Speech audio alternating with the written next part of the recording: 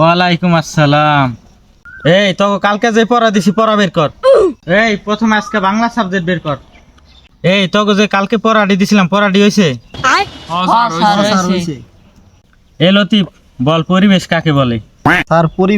Sir পরিবেশ কি জানি লাস্টের লাইনটা মনে হইতেছে। ক তাহলে লাস্টের লাইনই ক। স্যার তা কি পরিবেশ বলে? জানোয়ার এটা কি কইলু?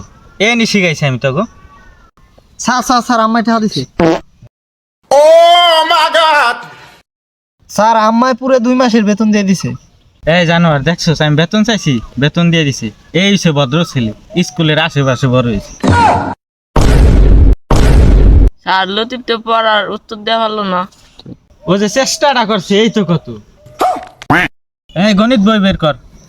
লতিফ কত বাবা 1 + 1 কত হয়? স্যার এত সহজ প্রশ্ন, 1 + 1 11 হয়। গুড বাবা। এই জানোয়ার তোরা শেখ কিছু লতিফের কাছ থেকে। এই খতিব তুই ক 0 + 0 কত হয় ক? স্যার এত কঠিন প্রশ্ন স্যার আমি তো পারি না। জানোয়ার এ নি শিখাইছি আমি তোর নাটিটা করে। ওই সিদ্দিক ইংরেজি বই বের কর। সিদ্দিক আচ্ছা তুমি বলো জাতীয় মাছের নাম কি? স্যার ইলশা। ওই ইংরেজিতে ইলশা বালাম কর। স্যার যত সব কঠিন প্রশ্ন আছে আমার এই ধরেন। বিয়াদব মাছ খাইতে পারে কিন্তু মাছের ইংরেজি জানে না। ওই লতিফ তুই ক জাতীয় পশুর নাম কি? স্যার জাতীয় পশুর নাম ঘোড়া।